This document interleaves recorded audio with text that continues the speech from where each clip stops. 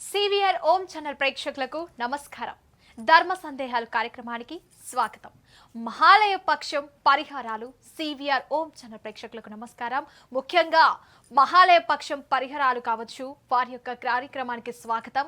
మహాలయ పక్షం రోజులు అనేవి ప్రారంభమయ్యాయి. పితృదేవతలకు తప్పనిసరిగా చేయవలసిన కర్మల గురించి, అలాగే సాధారణంగా అందరికీ కలిగే సందేహాలు కావచ్చు, అపోహాలు కావచ్చు, నివృత్తి చేయడానికి నిర్మల పంచాంగకర్త బ్రహ్మశ్రీ గుడి ఉమామహేశ్వర శర్మ సిద్ధాంతి గారు విచ్చేశారు. వారిని అడిగి అనేకమైన విశేషాలు కావచ్చు, ఎవరికైనా మీకు కూడా సందేహాలు ఉంటే స్క్రీన్ పై కనిపిస్తున్న స్క్రోల్ పై కనిపిస్తున్న నెంబర్ కి కాల్ చేసి మీకు ఎలాంటి సందేహాలున్నా గురువు గారిని అడిగి తెలుసుకోవచ్చు. మరెందుకు ఆలస్యం, గురువు గారిని అడిగి మనం మరిన్ని విషయాలు తెలుసుకుందాం. గురుగారు నమస్కారం. నమస్కారం. ఎలా ఉన్నారు? బాగున్నాం.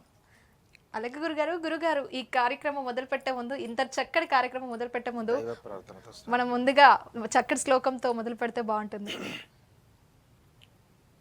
శుక్లాం బ్రహ్మ విచారసార పరమాద్యాం జగద్వ్యాపినీం వీణా పుస్తకధారిణీం అభయదాం జాడ్యాంధకారాపహాం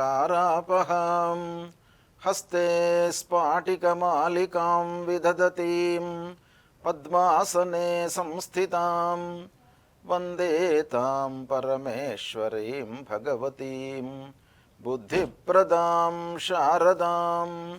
శ్రీ మహాగణాధిపతయే నమః. శ్రీ మహాసరస్వత్యై నమః. శ్రీ గురుభ్యో నమః. అలాగే గురుగారు మనం ముందుగా ఈ కార్యక్రమంలో మొదటి ప్రశ్నలోకి వెళ్ళిపోతాం. మొదటి ప్రశ్న ఏంటంటే చాలా ముఖ్యమైన, అతి ముఖ్యమైన ప్రశ్న అనుకోవచ్చు. అదేంటంటే మహాలయ పక్షం అంటే ఏమిటి? మహాలయ పక్షము ఈ రోజుతో ప్రారంభమయ్యింది. అయితే మహాలయ పక్షం గురించి తెలుసుకునే కంటే ముందుగా మనము ఈ మహాలయ పక్షం యొక్క నేపథ్యము, మహాలయ పక్షంలో మనం ఏం చేయాలి, దీని యొక్క ప్రాథమికత మనకు చాలా ముఖ్యమైనటువంటిది. ఏంటంటే మానవ జన్మ అనేటువంటిది అతి దుర్లభంగా మనకు లభించేటువంటి జన్మ. 84 లక్షల జన్మల తరువాత మానవ జన్మ అనేటువంటిది అతి దుర్లభంగా లభించేటువంటి జన్మ. అయితే ప్రతి మానవుడు కూడాను జన్మించినది మొదలుకొని 3 రుణాలలో జన్మిస్తాడు అనేటువంటిది శాస్త్రాలు చెప్తూ ఉన్నాయి. ఏంటి అవి అనంటే దేవ రుణము, ఋషి రుణము, పితృ రుణము అనేటువంటివి 3 రుణాలు మనకు ధర్మశాస్త్రంలో చెప్పినవి. అంటే మనిషి పుట్టగానే దేవ రుణంతో పుడతాడు. అంటే ఈ రుణాలతో పుడతాడు కాబట్టి ఆ మనిషి యొక్క ధార్మిక కర్తవ్యం ఏంటయ్యానంటే ఈ రుణముల నుండి విముక్తి కావడము, అంటే ఈ రుణాలను తీర్చుకోవడము అనేటువంటిది ప్రథమ కర్తవ్యం మానవుడి యొక్క ధార్మికమైనటువంటి స్థితిని మనం ఆలోచించినట్టయితే. ఇందులో ప్రప్రథమంగా దేవరుణము అనంటే ఏంటి? మనము యాదృచ్ఛికంగా ఈ భూమి మీదకి వచ్చాము.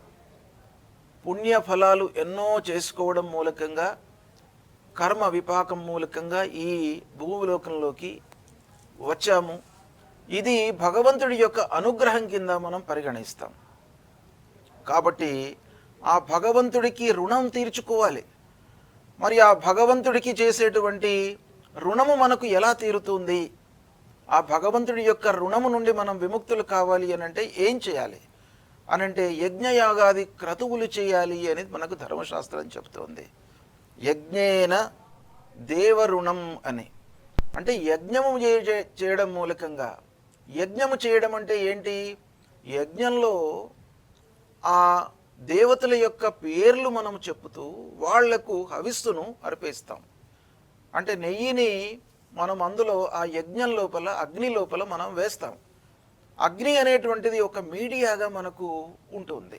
అంటే అగ్ని మూలకంగా మనకు భగవంతుడికి మనం అర్పించేటువంటి హవిస్సు చేరుతుంది అన్నమాట. ఈ యజ్ఞయాగాది క్రతువులు చేయడం మూలకంగా, దైవ ప్రార్థన చేయడం మూలకంగా ఆ దేవరుణము నుండి మనం విముక్తులమవుతాము. తదనంతరము ఋషి రుణం. ఋషులు మనకు ఎన్నో వాంగ్మయాలు, స్మృతి పురాణాలు, ఇతిహాసాలు, కథలు, వాంగ్మయాలు ఎన్నెన్నో మనకు అందించారు ఈ మానవాళికి. కనుక ఆ ఋషుల యొక్క రుణాన్ని కూడాను ప్రథమ కర్తవ్యంగా మనిషి తీర్చుకోవాలి.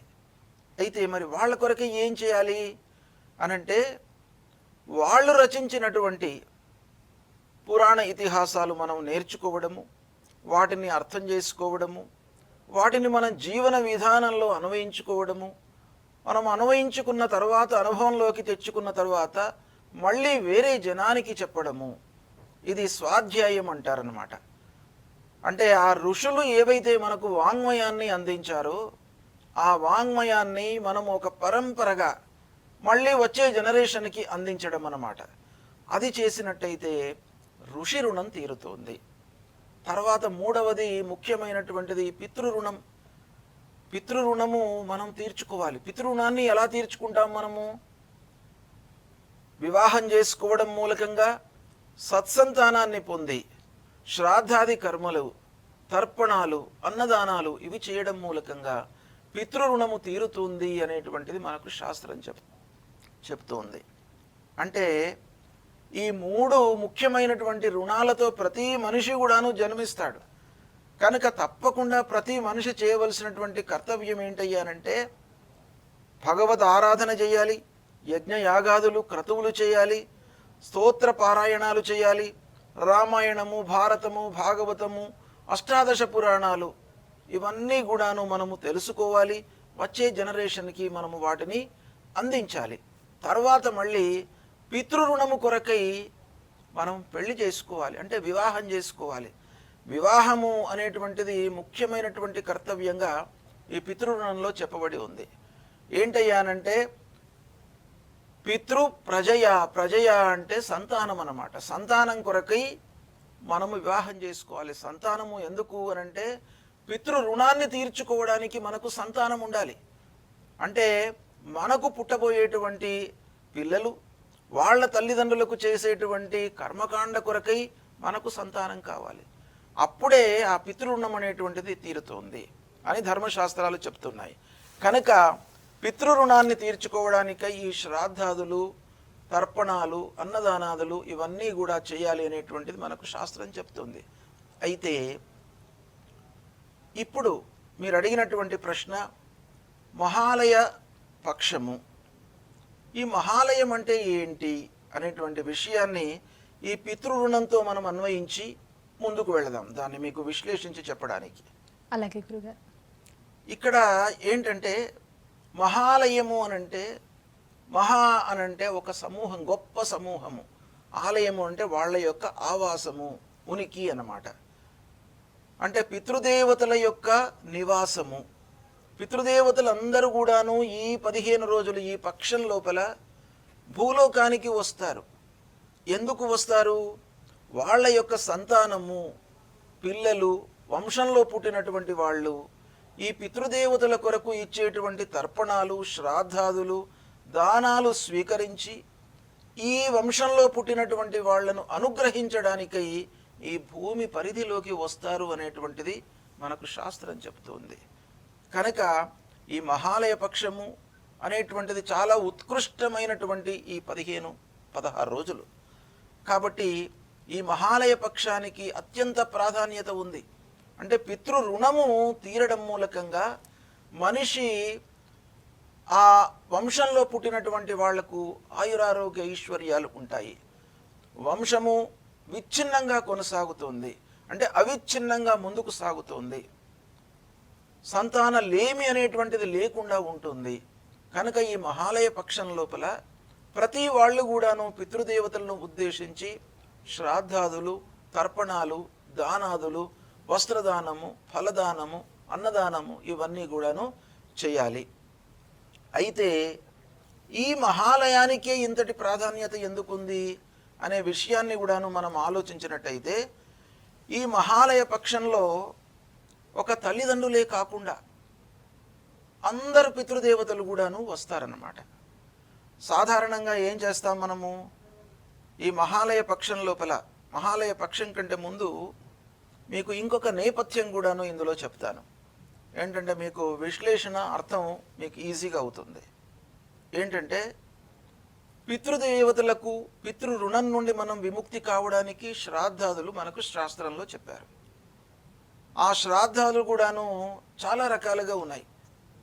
శ్రాద్ధం అంటేనే శ్రద్ధతో చేయవలసినటువంటి కర్తవ్యం అన్నమాట. అతి శ్రద్ధతో పవిత్రతతో మనం చేయవలసినటువంటి కార్యక్రమాన్ని మనం ఏమంటాం? శ్రాద్ధము అని అంటాం. ఏదో శ్రాద్ధము అనగానే అపవిత్రమైనటువంటి పదం కాదు, అది చాలా ఉత్కృష్టమైనటువంటి పదం. అది పవిత్రమైనటువంటి పదం కింద మనకు వేదశాస్త్రాలు చెప్తూ ఉన్నాయి. శ్రద్ధయా అంటే శ్రద్ధ చేత చేయబడేటువంటి కార్యక్రమం అన్నమాట.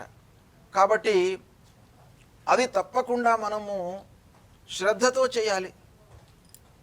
కనుక ఈ పితృరుణం నుండి విముక్తి కావడానికై మనకు 96 రకాల శ్రాద్ధాదులు మనకు శాస్త్రంలో చెప్పారు. కొన్ని నిత్యం చేసేటువంటివి, ప్రతినిత్యం కూడాను దేవతల కొరకై అర్చన చేయాలి, దేవతల కొరకై మనము తర్పణాలు వదలాలి, ఋషుల కొరకై తర్పణాలు వదలాలి, పితృదేవతల కొరకై వదలాలి తర్పణాలు. తర్పణాలు అనంటే ఏంటి? తృప్తి, ఆ నీళ్లు వదలడం మూలకంగా ఆ దేవతలు, ఆ ఋషులు, ఆ పితృదేవతలు తృప్తి పొందుతారు అనేటువంటిది మనకు శాస్త్రం చెప్తోంది. కనుక ప్రతినిత్యం చేసేటువంటివి కొన్ని ఉన్నాయి, కొన్ని నైమిత్తికంగా చేసేటువంటివి కొన్ని ఉన్నాయి, కామ్యంగా చేసేటువంటివి కొన్ని ఉన్నాయి, కొన్ని పార్వణ శ్రాద్ధాలు అంటే తిథి ప్రయుక్తంగా నక్షత్ర ప్రయుక్తంగా చేసేటువంటి శ్రాద్ధాదులు, వీటిని పార్వణ శ్రాద్ధము అని అంటాం. ఇలాంటివన్నీ కలుపుకున్నట్టయితే మనకు దాదాపు 96 రకాల శ్రాద్ధాదులు మనకు శాస్త్రంలో చెప్పారు. ఇవన్నీ చేయడం మూలకంగా పితృరుణము తీరుతుంది, పితృవుల యొక్క అనుగ్రహం కలుగుతుంది అనేటువంటిది శాస్త్రం చెప్తుంది. కనుక ఇవన్నీ చేయలేనటువంటి పక్షం లోపల మనకు ఇవన్నీ కూడాను చేయడానికి ఈ రోజుల లోపల సమయము అభావంగా ఉన్నప్పుడు ఏం చేయాలి? మనకు శాస్త్రం కూడాను ఒక వెసులుబాటు చెప్పింది. ఈ మహాలయ పక్షాన్ని మనము ఆచరించినట్టయితే, అంటే మహాలయ పక్షాల్లో ఉన్నటువంటి కర్తవ్యాలను మనం చేసినట్టయితే, ఆ 96 రకాల శ్రాద్ధాదుల మూలకంగా ఏవైతే మనకు ఫలితాలు వస్తాయో అవన్నీ కూడాను దీని మూలకంగా వస్తాయి. కనుక మహాలయ పక్షానికి అత్యంత ప్రాధాన్యత ఉంది. మహాలయ పక్షం ప్రారంభమైంది ఈ రోజుతో. భాద్రపద కృష్ణ ప్రతిపద నుండి ఆశ్వయుజ శుక్ల ప్రతిపద వరకు, అంటే దాదాపుగా పాడ్యమి నుండి పాడ్యమి వరకు, అంటే ఇవి 15 రోజులు. దాదాపుగా 15 రోజులు అని అంటే మనకు పాడ్యమి నుండి అమావాస్య, దాని తర్వాత మళ్ళీ ప్రతిపద, అంటే 16 రోజులు వస్తాయి. ఈ 16 రోజులతో కూడుకున్నటువంటి దాన్ని మనం ఏమంటాం? మహాలయ పక్షము అని అంటాం. ఈ మహాలయ పక్షము ఈ విధంగా ఉంది. ఈ మహాలయ పక్షం లోపల పితృదేవతలందరూ కూడాను భూమి మీదకి వస్తారు. భూలోకంలో నుండి మనము చేసేటువంటి తర్పణాలు, అన్నదానాదులు, శ్రాద్ధాదులు స్వీకరించడానికి వస్తారు. కాబట్టి ఇది మహాలయ పక్షంలో ఉన్నటువంటి నేపథ్యం. ఇది గురుగారు, మరి ఏంటంటే ప్రతి సంవత్సరం దేవతలకు ముఖ్యంగా శ్రాద్ధాదులు చేస్తూ ఉంటాం. మరి ఏంటంటే మళ్ళీ ఈ పక్షంలో చేయడం అనేది ఎందుకంటారు? ఇప్పుడు ఇందులో శ్రాద్ధాదులు అని అంటే పితృదేవతలు అంటే తండ్రి. ఇక్కడ ముఖ్యంగా మనము ఒకటి ఆలోచించవలసినటువంటి విషయం ఉంది. ప్రథమ కర్తవ్యం ఏంటంటే ప్రతి మనిషి కూడాను తల్లిదండ్రులు వాళ్లను పెంచి పెద్ద చేసి పోషించి విద్యాబుద్ధులు ఇచ్చి ఒక స్థితికి తీసుకువస్తారు. ఆ తల్లిదండ్రులు లాభాపేక్ష లేకుండా, అంటే ఈ పిల్లల నుండి ఏదో ఆపేక్షించి మనకు చదువు చెప్పించడం కానీ మనకు విద్యాబుద్ధులు ఇవ్వడం కానీ చెయ్యరు. వాళ్ళు ఏంటంటే మన సంతానము సుఖమయంగా ఉండాలి అనేటువంటి ఉద్దేశంతో వాళ్ళకి ఇవన్నీ కూడాను చేర్పిస్తారు. కనుక ప్రతి మానవుడి యొక్క కర్తవ్యం ఏంటి? వాళ్ళు ఉన్నన్ని రోజులు, తల్లిదండ్రులు ఉన్నన్ని రోజులు వాళ్ళ యొక్క యోగక్షేమాలు చూసుకుంటూ, వాళ్లకు కావలసినటువంటి సపర్యలు చేస్తూ, వాళ్ళు గతించిన తర్వాత ఆ తిథి ప్రయుక్తంగా వాళ్లకు సంవత్సరానికి ఒక మారు శ్రాద్ధము చేయాలి. శ్రాద్ధం అనంటే వాళ్ళ పేరు ఉచ్చరిస్తూ, వాళ్ళ గోత్రము పేరు ఉచ్చరిస్తూ తర్పణము నీళ్లు వదిలిపెట్టడము నీళ్లు వదిలిపెడితేనే వాళ్ళు తృప్తి చెందుతారు. తర్వాత అన్నదానం చేయండి, అన్నదానం చేయడం మూలకంగా పితృదేవతలు తృప్తి చెందుతారు. అంటే ఇది సంవత్సరంకు ఒక మారు చేస్తాం మనము. అయితే తల్లి గతించినట్టయితే తల్లి గతించినటువంటి తిథి ప్రయుక్తంగా ఆ రోజు నాడు తల్లి ప్రీత్యర్థమై చేస్తాం. తండ్రి గతించినట్టయితే ఆ తండ్రి విషయం లోపల ఆ రోజు చేస్తాం. కనుక ప్రతి సంవత్సరము చేస్తున్నప్పుడు మళ్ళీ మహాలయం లోపల ఏంటి చేయడము అనేటువంటి మీరు అడిగారు ప్రశ్న. అవును గురుగారు. కనుక ఆ ప్రతి సంవత్సరము చేసేటువంటి శ్రాద్ధం వేరు. అక్కడ ఏంటంటే తండ్రి గతించినటువంటి తిథి రోజున తండ్రి, తాత, ముత్తాత ఈ లైనేజ్ అన్నమాట. అంటే ఆదవు పిత అంటే తండ్రి, తండ్రి తండ్రి, ఆ తండ్రి తండ్రి అంటే ఈ ముగ్గురు వస్తారు. మిగతా వాళ్ళు ఎవరు రారు అక్కడ. వాళ్లకు ప్రయుక్తంగానే మనము ఆ ఆబ్దికం అనేటువంటిది చేస్తాం. వాళ్ళ ప్రీత్యర్థమై తర్పణాలు విడుస్తాం, వాళ్ళ కొరకై అన్నదానాలు చేస్తాం, వాళ్ళ యొక్క అనుగ్రహాన్ని పొందుతాం. ఒకవేళ తల్లి గతించినట్టయితే తల్లి, ఆమె అత్త, ఆమె అత్త ఆ మూడు లైనే వస్తాయన్నమాట. మిగతా వాళ్ళు ఎవరు రారు. కానీ ఈ మహాలయ పక్షం లోపల అందరూ వస్తారు పితృదేవతలు. అంటే తండ్రికి సంబంధించినటువంటి వాళ్ళు, తల్లికి సంబంధించినటువంటి వాళ్ళు, ఇంకా బావలు, బావమరుదులు, ఇంకా ఎవరైనా కూడాను గతించినటువంటి వాళ్ళందరూ కూడాను ఈ పితృపక్షం లోపల అంటే మహాలయం లోపల వస్తారు. గనక ఆ ప్రతి సంవత్సరం చేసేదానికంటే కూడాను ఇది ఉత్కృష్టమైనటువంటి కార్యంగా మనకు శాస్త్రం చెప్తుంది. కనుక తప్పకుండా ఆ ప్రతి సంవత్సరం చేసిన వాళ్ళు కూడాను ఈ మహాలయం లోపల పితృదేవతల ప్రీత్యర్థమై చేయాలి. ఎందుకంటే ఇందులో వచ్చేటువంటి పితృదేవతల సంఖ్య ఎక్కువ ఉంటుంది. అక్కడ వచ్చేటువంటి వాళ్ళు ముగ్గురే ఉంటారు. ఇక్కడ వచ్చేటువంటి వాళ్ళు దాదాపు వాళ్ళ వంశమును బట్టి, గతించిన వాళ్ళ సంఖ్యను బట్టి ఇక్కడ చాలామంది వస్తారు. కాబట్టి ఇది చాలా ఉత్కృష్టమైనటువంటి మహాలయం. ఈ మహాలయం లోపల తప్పకుండా అందరూ కూడాను ఆచరించాలి, పితృదేవతల యొక్క అనుగ్రహాన్ని పొందాలి. అలాగే గురుగారు ఇదే అంశంపై మనతో మాట్లాడడానికి కాలర్ అయితే రెడీగా ఉన్నారు. మనం కాల్ తీసుకుందాం. హలో అండి, నమస్కారం అండి. నమస్కారం అండి.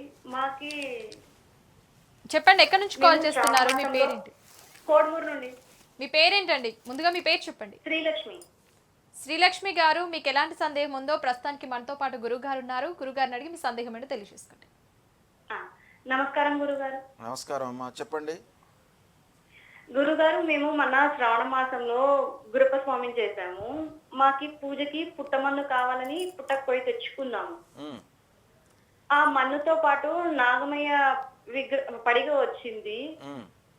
అది తెచ్చుకున్నప్పటి నుంచి కొంచెం ఇంట్లో ఆరోగ్యాలు బాగలేకుండటము, ఇబ్బందులు అవుతున్నాయి స్వామి. సరే, ఆ పుట్టమన్ను దేని కొరకు తెచ్చుకున్నారమ్మా? మేము గురప్ప స్వామిని చేస్తాము ఇంట్లో. ఆయనకి 4 పక్కల పెట్టి పూజ చేయాలని. ఇప్పుడు ఆ సర్పం ఉందా, చనిపోయిందా? ఉంది స్వామి. ఉంటే దానికి ఏమి ఇబ్బంది ఏం లేదు. యథాతథంగా మీరు పూజ చేసి మళ్ళీ దాన్ని పక్కన వదిలిపెట్టేసేయండి.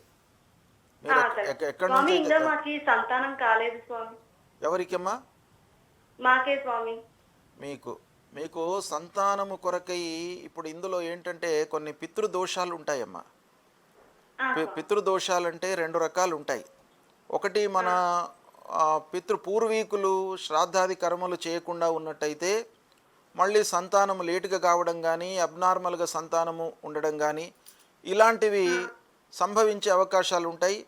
తర్వాత రెండో విషయం ఏంటంటే, మీరు పుట్టినటువంటి జాతకం ప్రకారంగా మీకేమైనా పితృదోషాలు ఉన్నట్టయితే వాటి మూలకంగా కూడాను మీకు ఆలస్యంగా సంతానం అయ్యేటువంటి అవకాశాలు ఉంటాయి. ఇందులో మీకు వంశపారంపర్యంగా వస్తున్నటువంటి దోషముందా లేదా మీ వరకే ఉందా అనేటువంటి విషయాన్ని తెలుసుకొని దానికి పరిహారాలు చేసుకున్నట్టయితే మీకు సంతానం అవుతుందమ్మా. ఎన్ని సంవత్సరాలు అయిందమ్మా పెళ్ళయి? ఏమన్నారు?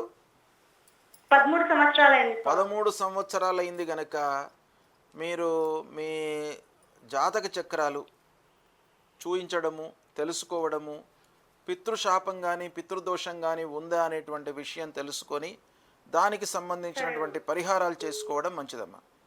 అలాగే గురుగారు, ధన్యవాదాలండి శ్రీలక్ష్మి గారు. అలాగే గురుగారు మనం మరింత ఆలస్యం మరి మరొక ప్రశ్నలోకి వెళ్ళిపోదాం. ముఖ్యంగా గురుగారు మనం చూసుకున్నట్లయితే ఇటు మహాలయ పక్షంలో ముఖ్యమైన దినాలు ఉంటాయనేది విన్నాం. ఇవి ఎన్ని రకాలుగా ఉంటాయి, ఎన్ని దినాలు ఉంటాయి, అసలు ముఖ్యమైన దినాలు అనేవి ఏంటి అని చెప్పవచ్చు? ఈ మహాలయ పక్షము పాడ్యమితో ప్రారంభమయ్యి మళ్ళీ పాడ్యమి వరకు ఉంటుంది. ఈ 16 రోజులు ఉండేటువంటి ఈ మహాలయ పక్షం లోపల కొన్ని ముఖ్యమైనటువంటి దినాలు అనంటే, సాధారణంగా ఈ పక్షం లోపల తండ్రిని మనము ప్రథమంగా తీసుకొని, అంటే తండ్రి గతించినటువంటి తిథిని తీసుకొని ఆ తిథి రోజున మహాలయ పక్షం పెడతాం. మహాలయ పక్షంలో తండ్రే కాకుండా మిగతా వాళ్ళందరూ కూడాను వస్తారు. ఎవరెవరు వస్తారు అనేటువంటి విషయం నేను మీకు చెప్తాను. అయితే తండ్రి ఒకవేళ ప్రతిపద తిథి రోజున గతించినట్టయితే ప్రతిపదను మనం బేస్ చేసుకొని ఆ ప్రతిపద రోజున శ్రాద్ధము మహాలయ పక్షం పెట్టాలి. విధియ రోజున పోయినట్టయితే విధియ రోజున పెట్టాలి. ఇలా తిథి ప్రయుక్తంగా మనకు శ్రాద్ధాదులు చేసుకోవాలి. ఇది ఒకటి. రెండవది ఏంటంటే, ఈ మహాలయ పక్షం లోపల ముఖ్యమైనటువంటి రోజులు కొన్ని ఉన్నాయి. అందులో భాగంగా భరణీ నక్షత్రం వస్తుంది ఈ 15 రోజుల లోపల. ఇవన్నీ కూడాను తిథి ప్రయుక్త శ్రాద్ధాలు. నక్షత్ర ప్రయుక్త శ్రాద్ధాలు కూడా కొన్ని ఉంటాయి. నక్షత్ర ప్రయుక్త శ్రాద్ధం లోపల భరణీ మహాలయము అని అంటాం.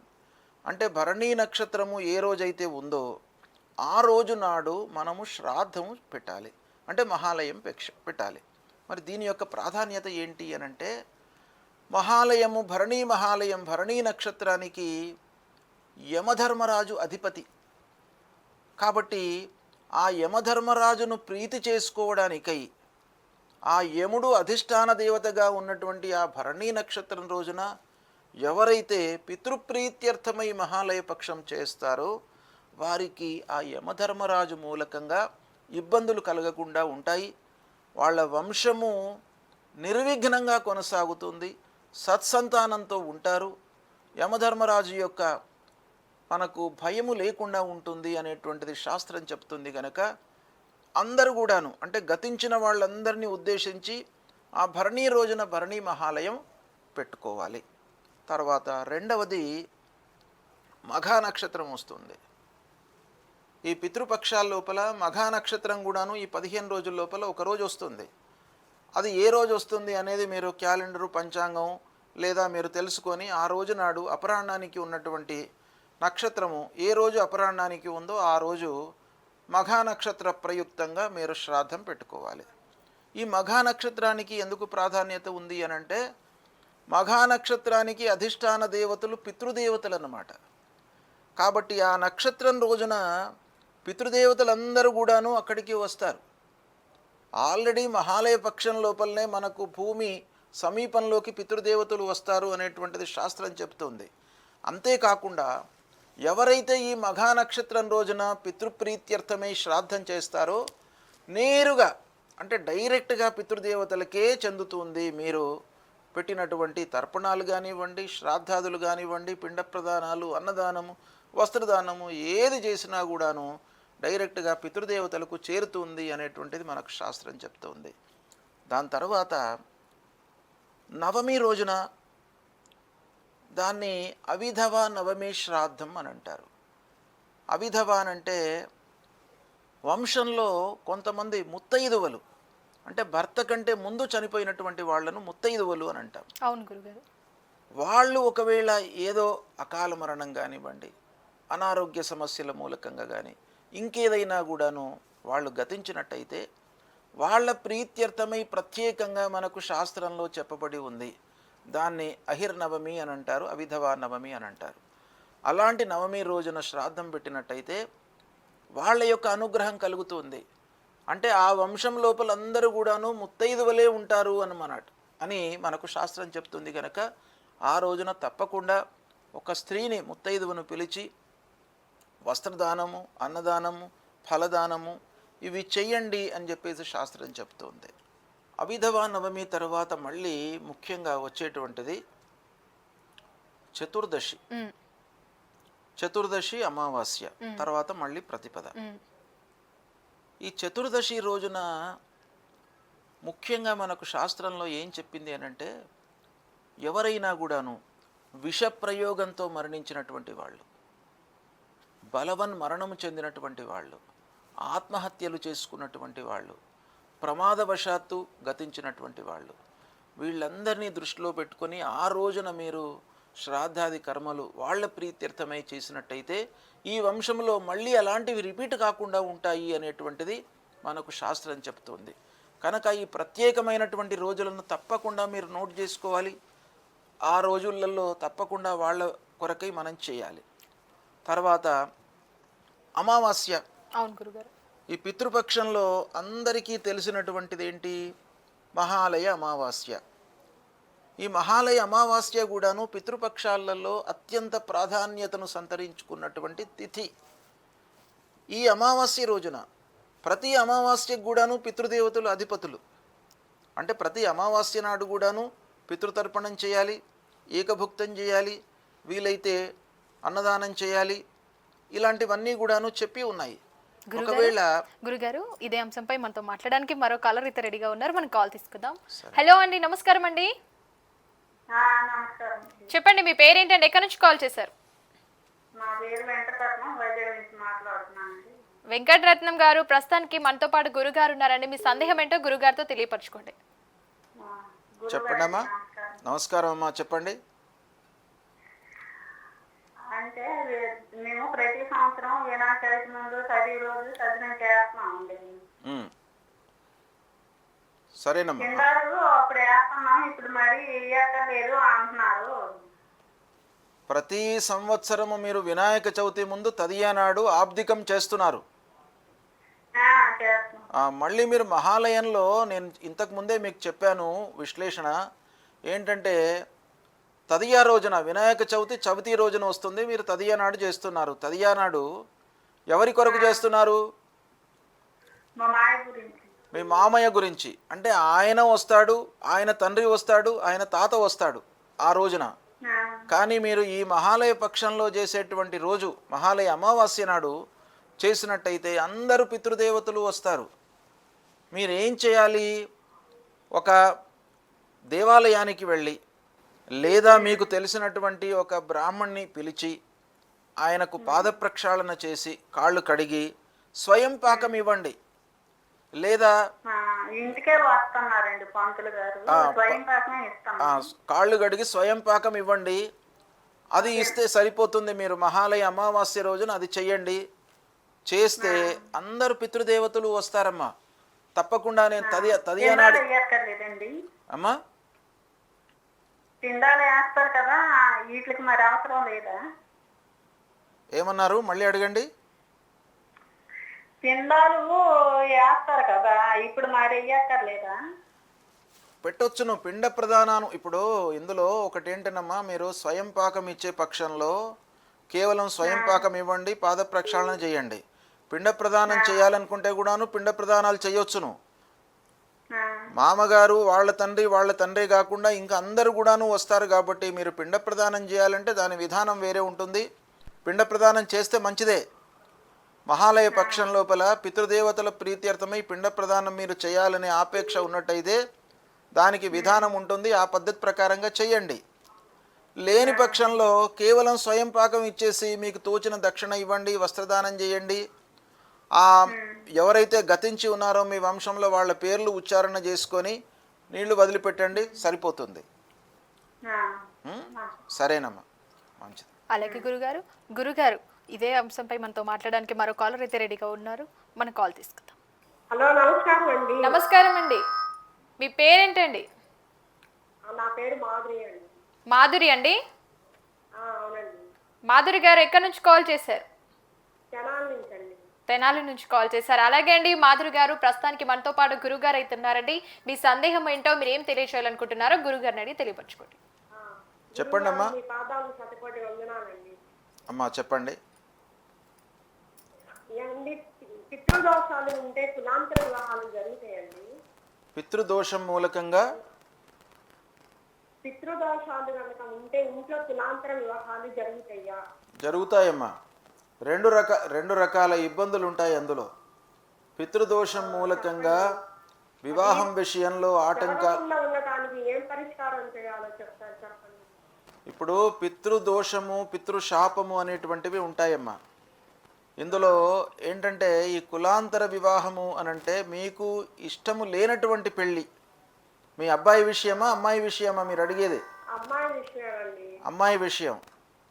అయితే మీరు ఏదైతే అనుకుంటున్నారో అమ్మాయి ఎవరినైతే చేసుకుందాం అనుకుంటుందో అది కాకుండా మీరు ఒక కావలసినటువంటి వాళ్ళతో వివాహం చేయాలి అని అంటే దానికి సంబంధించినటువంటి ఒక శాస్త్రం ప్రకారంగా పితృదోషము ఉంటుంది. పితృదోషం మూలకంగా 2 పెళ్లి విషయంలో ఆటంకాలు ఇబ్బందులు, అబ్నార్మాలిటీస్ అంటే ఇదే కులాంతర వివాహాలు, మీకు చెప్పకుండా చేసుకోవడము, లేదా ఇంట్లో నుంచి వెళ్ళిపోయి చేసుకోవడము, తర్వాత పెళ్ళైన తర్వాత సంతానం కాకపోవడము, ఆలస్యంగా సంతానం కావడము, ఇవన్నీ కూడా జరిగే అవకాశాలు ఉంటాయి కనుక దీనికి నాగబలి నారాయణ బలి అనేటువంటివి ఉంటాయి. అవి చేయించండి అమ్మా. అలాగే గురుగారు, ధన్యవాదాలండి. గురుగారు, ఇదే అంశంపై మనతో మాట్లాడడానికి మరో కాలర్ అయితే రెడీగా ఉన్నారు. మనం మరో కాల్ తీసుకుందాం. హలో అండి, నమస్కారం అండి. మీ పేరేంటండి? ఎక్కడి నుంచి కాల్ చేశారు? మా పేరు ఈశ్వరయ్య. ఈశ్వరయ్యనా అండి? ఈశ్వరయ్య గారు ఎక్కడి నుంచి కాల్ చేశారు? కర్నూలుమ్మా. అలాగే అండి ఈశ్వరయ్య గారు, ప్రస్తుతానికి మనతో పాటు అయితే గురువు గారు ఉన్నారండి. మీరు ఏం తెలియచేయాలనుకుంటున్నారో దయచేసి కాస్త మీ టీవీ వాళ్ళు మ్యూట్ లో పెట్టి కనుక మాట్లాడితే గురుగారు చెప్పేది మీకు స్పష్టంగా వినిపిస్తుంది. మాట్లాడండి గురుగారితో. మీరు ఏం తెలియచేయాలనుకుంటున్నారో, మీకు ఎలాంటి సందేహం ఉందో గురుగారిని అడిగి తెలుసుకోండి. దసరా పండుగ చేస్తున్నాం. ప్రతి సంవత్సరం దసరా తర్వాత చేస్తున్నారా మీరు? దసరా పండుగ వస్తుంది. దసరా పండుగ నాడే పెద్దలకు చేస్తున్నారు. అయితే శాస్త్రం ఏంటంటే ఈ మహాలయ అమావాస్య నాడు చేయడము ఉత్తమము. అమావాస్య రోజు చేయడం మంచిది. అమావాస్య రోజు చేయడమే మంచిది. మీకు ఒకవేళ అమావాస్య నాడు వీలు కానట్టయితే వేరే దినాలు, ఇప్పుడు ఈ పితృపక్షాలలో 15 రోజులు ఉంటాయి. ఈ 15 రోజులలో ఏ రోజైనా కూడాను మీరు చేయొచ్చును. అంటే మా పెద్దల పూర్వం నుంచి దసరా పండుగ చేస్తున్నాం. సరే, పూర్వీకులు మీరు చేస్తున్నారు, వాళ్లకు ఏదో ఆటంకం వచ్చి ఉంటుంది పూర్వంలో కనుక అమావాస్య కాకుండా వాళ్ళు దసరా రోజున చేస్తున్నారు. ఒకవేళ దసరా రోజుననే మీకు పూర్వీకులు చేస్తున్నారు, అదే ఫాలో అవుతామని అంటే చెయ్యండి, అందులో తప్పేం లేదు. కానీ ఆ ఉత్తమం ఏంటంటే అమావాస్య నాడు చేయడం మంచిది. మంచిది. అదే అడుగుతున్నాం తెలియక గురించి ఏమంటున్నారు. మంచిది. ధన్యవాదాలండి ఈశ్వరయ్య గారు. అలాగే గురుగారు మనం మరొక కాల్ తీసుకుందాం. గురుగారు, మరో కాలర్ అయితే రెడీగా ఉన్నారు. హలో అండి, నమస్కారం అండి. వినిపిస్తుందండి. మీ పేరేంటండి? ఎక్కడి నుంచి కాల్ చేశారు చెప్పండి. గీతా కుమారి అండి నా పేరు. గీతా కుమారి గారు, ముందుగా మీ టీవీ వాల్యూమ్ కాస్త తగ్గించి మాట్లాడతారా? మ్యూట్ లో పెడతారా? తగ్గించామండి. మ్యూట్ లో పెట్టండి. ఇప్పుడు చెప్పండి. హలో, నమస్కారం గురువు గారు. నమస్కారం అమ్మా, చెప్పండి మీ సందేహం చెప్పండి. గురువు గారు, ఇప్పుడు మా మామయ్య గారు ఆషాఢ మాసం శుక్ల నవమి రోజు చనిపోయారండి. ఆ రోజే చేసుకుంటున్నాం. మా అత్తయ్య గారేమో మార్గశిర మాసం ద్వాదశి రోజు చనిపోయారు. ఇప్పుడు మేము ఇద్దరికి కలిపి ఒక రోజు చేసుకోవచ్చా? నవమి రోజు పెట్టుకోవచ్చా? చేసుకోవచ్చమ్మా. అంటే తండ్రి ఇప్పుడు మీ మామయ్య గారు ఏ తిథి రోజు అయితే పోయారో ఆ తిథిని ప్రధానంగా తీసుకొని పెట్టుకోవాలి. లేదా అమావాస్య నాడు పెట్టుకోండి. మహాలయ అమావాస్య రోజున మహాలయ అమావాస్య నాడు పెట్టినట్టయితే ఇద్దరు, ఈ మామయ్యను అత్తయ్యనే కాకుండా మిగతా వాళ్ళందరూ కూడాను పితృదేవతలు వస్తారు గనక. ఇప్పుడు మేము ఇద్దరికి విడివిడిగా పెట్టుకోవడానికి కుదురుద్దా? ఏది పక్షాలలోనా? పక్షాలలో విడిగా పెట్టడానికి అవసరం లేదమ్మా. ఇప్పుడు మీరు సంవత్సరంకు ఒక మారు ఆషాఢ మాసం. ఇప్పుడు మహాలయంలో నవమి రోజు మా మామయ్య గారికి, ద్వాదశి రోజు అత్తయ్య గారికి పెట్టుకోవాలా? కాదు, మీరు మహాలయ పక్షంలో ఒకటే పెట్టుకోవాలి. అయితే మీ మామయ్య గారి తిథి ప్రయుక్తంగా ఆ రోజు పెట్టుకోండి. ఆ రోజే అత్తయ్య కూడా వస్తారు. లేదా ద్వాదశి నాడు పెట్టుకోండి, వీళ్ళందరూ కూడాను వస్తారు. లేదా అమావాస్య రోజున పెట్టుకోండి. గురుగారు మనం మరో కాల్ తీసుకుందాం. ఇదే అంశంపై మనతో మాట్లాడకైతే మరో కాలర్ అయితే రెడీగా ఉన్నారు. దయచేసి కాలర్స్ కి అయితే చిన్న విజ్ఞప్తి అండి. ఏంటంటే ముఖ్యంగా మీరేం మాట్లాడాలనుకుంటున్నారో, మీరు ఎలాంటి సందేహం తెలియచేయాలనుకుంటున్నారో మీరు టీవీ వాల్యూమ్ కనుక మ్యూట్ లో పెట్టి కనుక మాట్లాడితే గురుగారు చెప్పేది కావచ్చు, మీరు మాకు చెప్పేది కనుక చాలా స్పష్టంగా వినిపిస్తుంది. దయచేసి మీ టీవీ వాల్యూమ్ మ్యూట్ లో పెట్టి అయితే మాట్లాడండి. గురుగారు మనం కాల్ తీసుకుందాం. హలో అండి, నమస్కారం అండి. హలో హలో, నమస్కారం అండి, చెప్పండి మీ పేరేంటండి, ఎక్కడి నుంచి కాల్ చేశారు? శ్రీకాకుళం నుంచి నష్టం పెట్టండి. మీ పేరేంటండి, మీ పేరు చెప్పండి. అనురాధండి. అనురాధ గారు. అనురాధ గారు, ప్రస్తుతానికి మనతో పాటు గురుగారు ఉన్నారండి. మీ సందేహం ఏంటో, మీరు ఏం తెలియచేయాలనుకుంటున్నారో గురుగారిని అడిగి వినవించుకోండి. నమస్కారం సార్. నమస్కారం అమ్మా, మాట్లాడండి. మీరు ఏం అడగాలనుకున్నారు? అంటే అంటే ఇప్పుడు భార్య చనిపోయిందండి, ఆ, భర్త ఉన్నాడండి, కొడుకు సొంతాల కూడా పెట్టేస్తారు. కొడుకు ఉన్నాడు కదా వాళ్ళకి. ఆ, కొడుకు ఎక్కడ ఉన్నాడు. కొడుకు పెట్టొచ్చమ్మా. భర్త కంటే కూడాను కొడుకు పెట్టడమే ముఖ్యం. గురుగారు మనం మరొక కాల్ తీసుకుందాం. గురుగారు ఇదే అంశంపై మీతో మనతో మాట్లాడడానికి మరో కాలర్ రెడీగా ఉన్నారు. హలో అండి, నమస్కారం అండి. నమస్కారం అమ్మా. చెప్పండి, ఎక్కడి నుంచి కాల్ చేస్తున్నారు, మీ పేరేంటి? మీ శ్రీకాకుళం మీ పేరేంటండి, మీ పేరు చెప్పండి. వెంకట్రావు. వెంకట్రావు గారు, ఎక్కడి నుంచి కాల్ చేస్తున్నారు? శ్రీకాకుళం నుంచి. అలాగే అండి వెంకట్రావు గారు, ప్రస్తుతానికైతే మనతో పాటు గురుగారు ఉన్నారు. మీరు ఏం తెలియచేయాలనుకుంటున్నారో, మీకున్న సందేహం ఏంటో గురుగారితో తెలియచేయాలనుకుంటే నమస్కారం గురుగారు. గురుగారితో తెలియపరచుకోండి. అడగండి. నమస్కారం అండి. నమస్కారాలు. మీ సందేహం అడగండి. మా సందేహం అంటే మా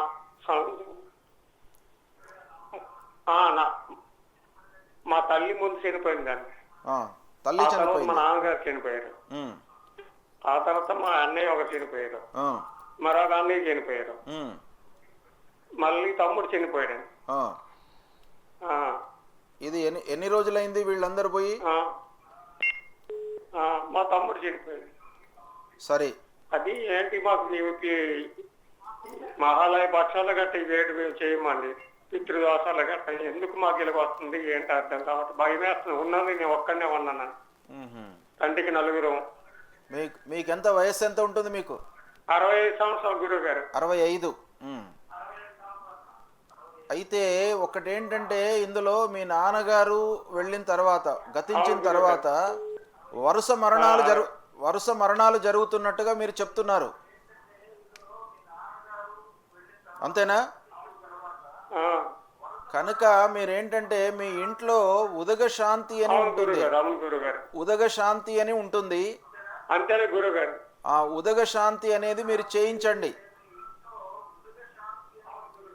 ఉదగ శాంతి అని ఉంటుంది మీకు అక్కడ. ఉదగ శాంతి అనేది ఒకటి ప్రక్రియ ఉంటుంది, అది చేయించాలి.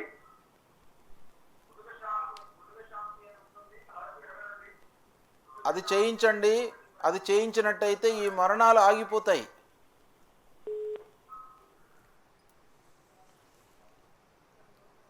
అలాగే గురుగారు మనం మరొక ముఖ్యమైన ప్రశ్నలోకి వెళ్ళిపోదాం. గురుగారు, ముఖ్యంగా గురుగారు మనం చూసినట్లయితే గయలో మనం బతికి ఉండగానే ఉత్తరాన కర్మ చేసుకుంటే, ముఖ్యంగా అంటే వారు పోయిన తర్వాత కర్మ పెట్టకపోయినా మోక్షం లభిస్తుంది అని పెద్దలు అంటూ ఉంటారు. ఇది చాలా వరకు మనం వింటూనే ఉంటాం, చాలా మంది మాట్లాడుకుంటూ ఉంటారు. ఇది నిజమేనా అంటారా? ఇది ఎంతవరకు నిజమని చెప్తుంటారు? మా ప్రేక్షకులకైతే తెలియజేయండి. ఇప్పుడు ఇందులో మన భారతదేశము కర్మభూమి, దేవతలందరూ కూడాను తిరిగినటువంటి ప్రాంతాలు. ముఖ్యంగా ఉత్తర భారతదేశంలో రాముల వారు, కృష్ణుడు అందరూ కూడాను తిరిగినటువంటి ప్రాంతాలు. కాబట్టి గయాలో ఏంటంటే విష్ణు పాదము అనేటువంటిది అక్కడ ఉంది. కనుక మనం మామూలు శ్రాద్ధాలు పెట్టుకున్నప్పుడు కూడాను గయాలో చేసినటువంటి ఫలితం రావాలి అనే ఉద్దేశంతోనే మనము ఎక్కడ చేసినప్పటికీ గయాలో చేసినటువంటి ఫలితం రావాలి అని మనం ఇక్కడ సంకల్పం చేస్తామన్నమాట. అంతటి ప్రాధాన్యత ఉంది గయలో శ్రాద్ధం చేయడం అనేటువంటిది. కనుక గయలో శ్రాద్ధం పెట్టి ఆ పిండాలు ఏవైతే ఉన్నాయో అవి ఆ విష్ణు పాదం మీద పెట్టి మనం సమర్పణ చేసినట్టయితే గయా వర్జితము అని ఉంటుంది. అంటే గయాకు వెళ్ళి మనం శ్రాద్ధం చేసిన తర్వాత మళ్ళీ ఇక చేయవలసినటువంటి అవసరం లేదు అనేది లేదు. కాదంటే శ్రాద్ధము గయాలో పెట్టి అక్కడ విష్ణు పాదం పైన మనం ఉంచినట్టయితే మోక్షం కలుగుతుంది అనేటువంటిదే ఉంది. కానీ గయా వర్జితము అని కాదు. ఇంకా గయాలో పెట్టినట్టయితే ఇక దాని తర్వాత చేయవలసినటువంటి శ్రాద్ధాలు అవసరం లేదు అనేది కాదు. మనకి గయాలో పెట్టినప్పటికీ మళ్ళీ పెట్టుకోవాలి. కాదంటే గయాకు వెళ్ళినప్పుడు కొన్ని వర్జ్యము అనేటువంటిది ఉంటుంది. అంటే అక్కడ విష్ణుమూర్తి యొక్క పాదం ఉంది, వటవృక్షం ఉంది, తర్వాత నది ఉంది. కాబట్టి ఈ ప్రాంతంలోకి వెళ్ళినప్పుడు మనిషి కొన్ని విషయాలకు అలవాటు పడిపోయి ఉంటాడు. ఏంటి? కొన్ని వస్తువులకు కామ క్రోధ లోహ మోహాలు అనేటువంటివి ఉంటాయి. కామానికి అలవాటు పడి ఉంటాడు, కోపం వస్తుంది ప్రతి విషయానికి. తర్వాత ప్రతి విషయం లోపల కూడాను చికాకు చింతలు ఇవన్నీ వస్తూ ఉంటాయి. కాబట్టి ఇవన్నీ పోవడానికి గయకు వెళ్ళి మీరు శ్రాద్ధం పెట్టినట్టయితే ఇవన్నీ దూరం అవుతాయి. దాని తర్వాత కొన్ని మీకు ముఖ్యమైనటువంటి వస్తువులు, తినేటువంటివి, అతి ఇష్టమైనటువంటి వస్తువులను అక్కడ వర్జించి రావాలి అనేటువంటిది ఉంది. దాన్నే గయా వర్జితము అని అంటారు. కానీ గయాలో శ్రాద్ధం పెట్టిన తర్వాత ఇంకా మళ్ళీ శ్రాద్ధం అక్కర్లేదు అనేది కాదు. గయా వర్జితము అని అంటే గయాకు వెళ్ళి మనం శ్రాద్ధం పెట్టుకున్నప్పుడు మనకు ఇష్టమైనటువంటి పదార్థాలు, ఇప్పుడు మీకు ఏదో ఒక వంకాయ చాలా ఇష్టం అనుకోండి, వంకాయ శాకం ఇష్టం, మీరు అక్కడికి వెళ్ళి వంకాయ శాకం వర్జం అంటే ఇంకా ఆ శ్రాద్ధం పెట్టిన తర్వాత ఇంకా వంకాయలు మళ్ళీ మనం బతికున్నంత కాలం తినకూడదనమాట. దాన్ని గయావర్జితం అంటారు. అంతేగాని గయాకు వెళ్ళి శ్రాద్ధం పెట్టిన తర్వాత ఇంకా మళ్ళీ ఉత్తరోత్తర మళ్ళీ పెట్టవలసిన అవసరం లేదు అనేది కాదు. అక్కడ పెట్టాలి. బతికున్నంత కాలము పితృదేవతలకు చేస్తూనే ఉండాలి. అలాగే గురుగారు మనం మరొక ముఖ్యమైన ప్రశ్నలోకి వెళ్ళిపోదాం.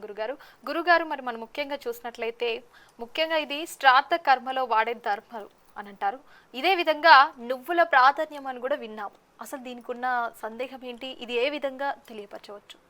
ఇప్పుడు మన ధర్మశాస్త్రం ప్రకారంగా దర్భ అనేటువంటిది ప్రతి కార్యక్రమం లోపల కూడాను వాడతాం. శుభకార్యంలో కానివ్వండి, ఈ అపరకర్మ లోపల కానివ్వండి, శ్రాద్ధాదులలో కానివ్వండి, తర్వాత గ్రహణం లోపల కూడా కానివ్వండి, గ్రహణము సమయం లోపల కూడాను వండినటువంటి వంటల మీద ఆ దర్భ వేయడం మూలకంగా పవిత్రత ఉంటుంది అనేటువంటిది కూడాను మనకు శాస్త్రం చెప్తుంది.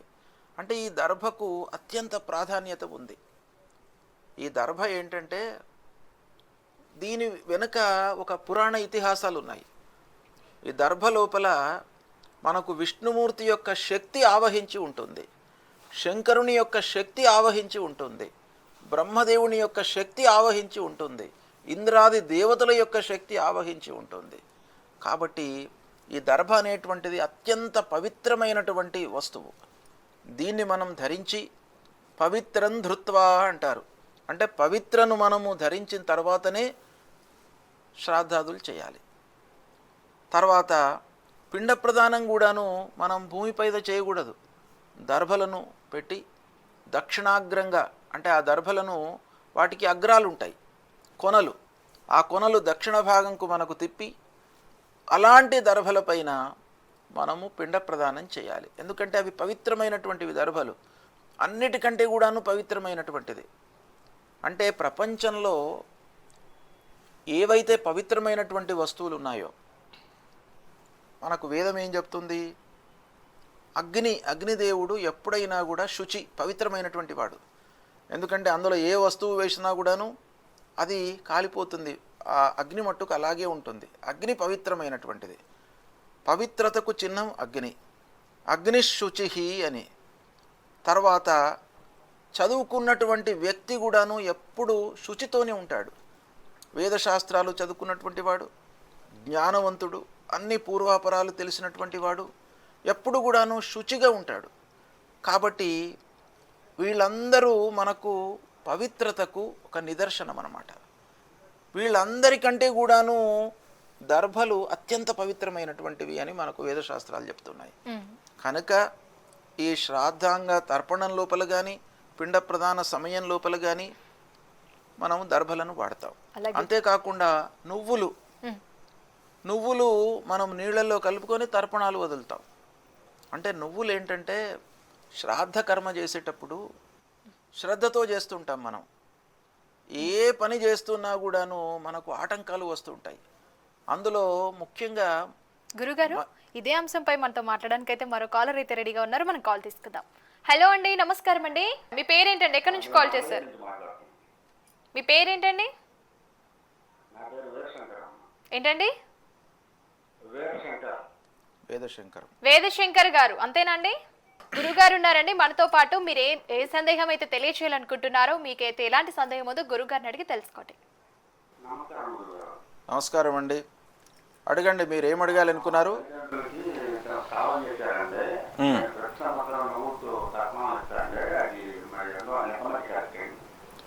తర్పణాలు ఇవ్వడము కరెక్టే, మీరు చేసేటువంటిది మంచి పనే. తర్పణాలు ఇవ్వవలసిందే తల్లిదండ్రులకు. మీరు ప్రతిరోజు ఇస్తున్నారా?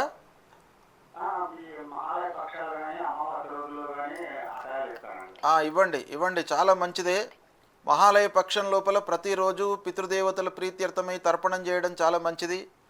ఒకవేళ మీకు ప్రతిరోజు వీలు కానట్టయితే కనీసం అమావాస్య రోజున కానివ్వండి, లేదా వాళ్ళు గతించినటువంటి తిథి రోజున కానివ్వండి, తర్పణాలు ఇవ్వండి, పిండ ప్రదానం చేయండి, మీకు తోచిన దాన ధర్మాలు చేయండి. పితృదేవతలకు మీరు ఏమి చేసినా కూడాను స్వయంగా మహాలయం లోపల వాళ్ళు ఇక్కడి భూమి మీదకి వస్తారు, స్వీకరిస్తారు, మిమ్మల్ని అనుగ్రహిస్తారు. మీ పిల్లలకు, మీ వంశానికి, అందరికీ కూడాను వాళ్ళు అనుగ్రహంతో దినదినాభివృద్ధి కలుగుతుంది. కాబట్టి మీరు మంచి పనే చేస్తున్నారు, చెయ్యండి, అది కంటిన్యూ చేయండి, మంచి శ్రద్ధతో చేయండి. అలాగే గురుగారు మనం మరొక ముఖ్యమైన ప్రశ్నలోకి వెళ్ళిపోదాం. గురుగారు మరి మనం ముఖ్యంగా చూసినట్లయితే కొందరు యోగులు పూర్వజన్మలో ఫలానా అని చెప్తుంటారు. ఇది ఎంతవరకు వాస్తవం చెప్తుంటారు, ఇది నిజమే అంటారా? పూర్వజన్మ స్మృతి అని అంటారు దాన్ని. అంటే పూర్వజన్మలో నేను ఏమై ఉండొచ్చును, మీరు ఏమై ఉండొచ్చును అనేటువంటిది పూర్వజన్మ వాసన ఉంటుంది. అంటే కొంతమంది వ్యక్తులు ఈ లోకంలో ఈ భూమి మీద ఉన్నప్పటికీ వాళ్ళు దైవానుగ్రహం మూలకంగా వాళ్ళు ఎప్పుడు కూడాను ఒక తపస్సులో, ఒక యోగం లోపల ఉంటుంటారు. అంటే వాళ్ళకి బాహ్య ప్రపంచంతో ఏమి సంబంధాలు ఉండవు. అలాంటి యోగులు మాత్రమే పూర్వజన్మ గురించి మనకు చెప్పడానికి అవకాశాలు ఉంటాయి. సామాన్య మానవులు, మనలాంటి వాళ్లకు పూర్తిగా ఈ ప్రపంచం మీదనే వాసన ఉంటుంది. ఈ ప్రపంచంలోనే మనం ఏం చేయాలి, ప్రతినిత్యం ఎలా సంపాదించాలి, ఏం కొనుక్కోవాలి, ఏం దోతులు కట్టుకోవాలి, ఏం చీర కట్టుకోవాలి, ఇలాంటి వాటిపైననే మనది వాసన ఉంటుంది. కనుక మనకు పూర్వజన్మ గురించి అంతగా మనకు తెలియదు. ఎవరికి తెలుస్తుంది? యోగులు, తపోనిశ్చయంతో ఉన్నటువంటి వాళ్ళు, ఈ వాసనతో ఉన్నటువంటి వాళ్ళు పూర్వజన్మ గురించి చెప్పే అవకాశాలు ఉన్నాయి. అలాంటి వాళ్ళు ఇప్పుడు ఈ కాలంలో చాలా అరుదుగా ఉన్నారు అని నాకు అనిపిస్తుంది. ఉంటారు, అక్కడక్కడ కొంతమంది ఉంటారు, వాళ్ళు పూర్వజన్మ గురించి చెప్పే అవకాశాలు ఉన్నాయి. కొన్ని జాతకరీత్యా కూడాను, జాతక చక్రరీత్యా కూడాను పూర్వజన్మలో నువ్వు ఈ వస్తువై ఉండొచ్చును, ఈ ప్రాణివై ఉండొచ్చును, ఈ లోకంలో ఉండవచ్చును, ఈ వంశంలో పుట్టి ఉండవచ్చు అనేటువంటి విషయాన్ని మనం కొంతవరకు చెప్పడానికి అవకాశాలు ఉంటాయి. కనుక ఉంది పూర్వజన్మ వాసన, మనకు దాని గురించి చెప్పడానికి అవకాశాలు ఉన్నాయి. అలాంటి వాళ్ళ సంఖ్య చాలా తక్కువ ఉంటుంది. అలాగే గురుగారు చాలా సంతోషం గురుగారు. మరి ఏంటంటే మా సివిఆర్ ఓం ఛానల్ ప్రేక్షకులకి వారికి ఉన్న సందేహాలు కావచ్చు, ముఖ్యంగా మనం చూసినట్లయితే మహాలయ పక్షం అంటే ఏమిటి, అదేవిధంగా మహాలయ అమావాస్య గురించి కూడా ఇలాంటి మరెన్నో విషయాల గురించి పూర్వ జన్మలో జరిగినటువంటి కావచ్చు, ఇలా చాలా విషయాలనేవి, చాలా ముఖ్యమైన విషయాలు కూడా మా సివిఆర్ ఓం ఛానల్ ప్రేక్షకులకు చాలా స్పష్టంగా, చాలా చక్కగా, చాలా వివరంగా తెలియజేయడం జరిగింది. చాలా సంతోషం గురుగారు, ధన్యవాదాలు. నమస్కారం అమ్మా.